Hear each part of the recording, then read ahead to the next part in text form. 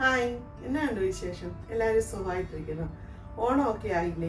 നമ്മുടെ സദ്യയിൽ ഒഴിച്ചുകൂടാൻ പറ്റാത്ത ഒരു വിഭവമാണ് മത്തങ്ങ വൻപയർ എരിശ്ശേരി. അതെങ്ങനെ ഉണ്ടാക്കുന്നത് നമുക്ക് നോക്കാം. നല്ല സ്വീറ്റ് ആയിട്ടുള്ള ഒരു കറിയാണ്. നമ്മുടെ മക്കൾക്കൊക്കെ അത് എന്താണേലും ഇഷ്ടപ്പെടും. അത് നമുക്ക് എങ്ങനെ ഉണ്ടാക്കുന്നത് നോക്കാം. ഇത് 1 കപ്പ് വൻപയറായിരുന്നു. അത് ഒരു 6 മണിക്കൂർ കുതിർത്തതാണ്. അപ്പോൾ നല്ല ഡബിൾ സൈസായിട്ട് വന്നിട്ടുണ്ട്. ഇത് നമുക്ക് കുക്കറിലോട്ട് ഇട്ട് കൊടുക്കാം. ഇതിലോട്ട് 1/2 സ്പൂൺ എരിവുള്ള മുളക് പൊടി, 1/4 സ്പൂൺ മഞ്ഞൾപ്പൊടി, ആവശ്യത്തിനുള്ള ഉപ്പ്, ആവശ്യത്തിനുള്ള വെള്ളവും ചേർത്ത് നമുക്കിത് 2 വിസിൽ വരെ വേവിച്ചെടുക്കാം. കാരണം നമ്മൾ നല്ല 6 മണിക്കൂർ കുതിർത്ത പയറായതുകൊണ്ട് 2 വിസിൽ മതിയായിരിക്കും.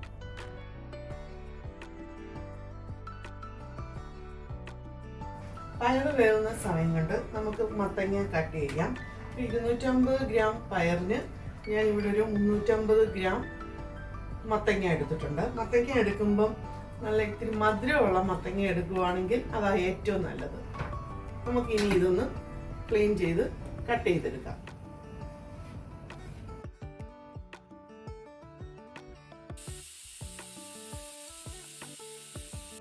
പയറിപ്പോൾ വന്നിട്ടുണ്ട്.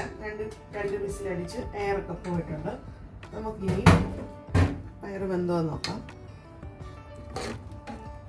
പയർ നല്ല പാകത്തിന് വെന്ത് വന്നിട്ടുണ്ട്. വെള്ളമൊന്നും വറ്റിയിട്ടില്ല. ഇനിയും ഇതിലോട്ട് നമ്മൾ കട്ട് ചെയ്ത് വെച്ച മത്തങ്ങ ഇട്ട് കൊടുക്കാം. മത്തങ്ങ ഇങ്ങനെ നല്ല ക്യൂബ് സൈസിൽ വേണം കട്ട് ചെയ്യാൻ. മത്തങ്ങ ഇട്ട് കൊടുക്കാം.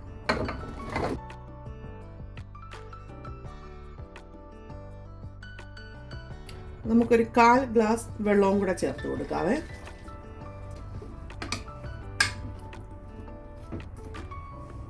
മത്തങ്ങയും കൂടെ ചേർത്ത് നമുക്ക് 1 വിസിലും കൂടെ അടിച്ചെടുക്കാം. മത്തങ്ങ വേവുന്ന സമയം കൊണ്ട് നമുക്ക് 1 കപ്പ് ചിരകിയ തേങ്ങ, 1/4 സ്പൂൺ നല്ല ജീരകം, നമ്മൾ അവിയലിനൊക്കെ അരയ്ക്കുന്ന ജീരകം,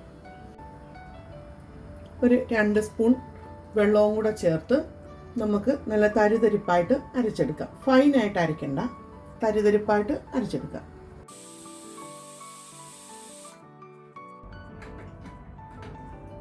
മത്തങ്ങ 1 വിസിലടിച്ച് വൃത്തിയായിരുന്നു. ഇപ്പം ഏറൊക്കെ പോയി നമുക്ക് തുറന്ന് നോക്കാം. മത്തങ്ങ നല്ലതായിട്ട് വെന്തിട്ടുണ്ട്. മത്തങ്ങ നല്ലതായിട്ട് ഉടഞ്ഞു വന്നിട്ടുണ്ട്. ഈ പരുവാണ് നമുക്ക് വേണ്ടത്. ആവശ്യത്തിനുള്ള വെള്ളവും ഉള്ളൂ. ഇനി ഇതിലോട്ട് നമ്മൾ നേരത്തെ അരച്ചു വെച്ച തേങ്ങ ചേർത്ത് കൊടുക്കാം. നമ്മൾ അരച്ചു വെച്ച തേങ്ങ ചേർത്ത് കൊടുക്കാം. നമുക്ക് തേങ്ങയുടെ ആ പച്ചമണം മാറുന്നത് വരെ, പച്ചച്ചുവ മാറുന്നത് വരെ നമുക്കിതൊന്ന് വേവിച്ചെടുക്കാം. ആ സമയം കൊണ്ട് നമുക്കിതിനുള്ള തേങ്ങ വാർത്തെടുക്കാം. എരിശ്ശേരിയുടെ ഹൈലൈറ്റ് എന്ന് പറയുന്നത് തന്നെ ഈ വറുത്ത തേങ്ങയാണ്. ഈ സമയം നമ്മൾ ഉപ്പൊക്കെ ഒന്ന് ചെക്ക് ചെയ്യണേ. ഉപ്പൊക്കെ പാകത്തിനാണോ നോക്കണം. ഇനി നമുക്ക് തേങ്ങ വറുത്തെടുക്കാം. തേങ്ങ വറുത്തെടുക്കുമ്പോൾ നമ്മൾ എപ്പോഴും വെളിച്ചെണ്ണ തന്നെ എടുക്കാൻ നോക്കണേ. ഞാനിപ്പോൾ ഇവിടെ 2 സ്പൂൺ വെളിച്ചെണ്ണ എടുത്തിട്ടുണ്ട്. വെളിച്ചെണ്ണയ്ക്ക് ഇച്ചിരി കൂടുതലുള്ളതാണ് നമ്മുടെ കറിക്ക് ടേസ്റ്റ്. വെളിച്ചെണ്ണ ചൂടായിട്ട് വരുമ്പോൾ നമുക്കൊരു 1/4 സ്പൂൺ കടുക് ഇട്ട് കൊടുക്കാം. കടുക് പൊട്ടി വരുമ്പോൾ 1 സ്പൂൺ ഉഴുന്ന് പരിപ്പ്, 1 തണ്ട് കറിവേപ്പില, 3 വറ്റൽമുളക് കട്ട് ചെയ്തത്,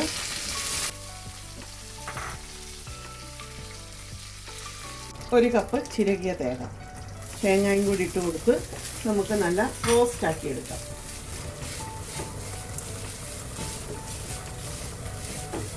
നമ്മൾ ഈ മത്തങ്ങ ഒക്കെ വെക്കുമ്പോൾ ഇച്ചിരി കുഴിവുള്ള പാത്രത്തിൽ വെക്കുവാണെങ്കിൽ നല്ലതാണ്. കാരണം ഇതിങ്ങനെ പൊട്ടിത്തെറിച്ച് ഇങ്ങനെ വരും തിളച്ച്. അപ്പോൾ ആ സമയം നമ്മൾ ഇച്ചിരി കുഴിവുള്ള പാത്രമൊക്കെ ആണെങ്കിൽ മേത്തൊന്നും ആകില്ല.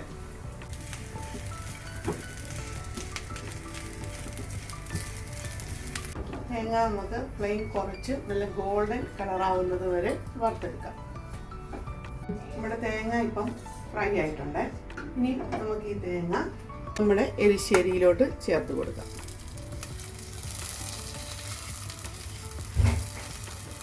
ഇനി നമുക്കിത് നന്നായിട്ടൊന്ന് മിക്സ് ചെയ്ത് കൊടുക്കാം. ഇതിപ്പോൾ ഞാൻ ഒരു പാത്രത്തിൽ തന്നെ ഇതെല്ലാം ചെയ്തത്. നല്ല കുറുകി വന്നിട്ടുണ്ട്. നമ്മൾ സദ്യക്ക് ഇലയിലൊക്കെ ഇടുമ്പോൾ ഇങ്ങനെ തന്നെ ഇരിക്കും, ഒഴുകിപ്പോത്തൊന്നുമില്ല. നല്ല ഇച്ചിരി തണുത്ത് കഴിയുമ്പോൾ ഇതൊന്നും കൂടെ കുറുകി വരും. നമ്മുടെ എരിശ്ശേരി ഇപ്പോൾ റെഡി ആയിട്ടുണ്ട്. നിങ്ങൾക്ക് എല്ലാവർക്കും ഇഷ്ടപ്പെടുവാണെങ്കിൽ ഓണത്തിന് ഇത് ട്രൈ ചെയ്ത് നോക്കാം.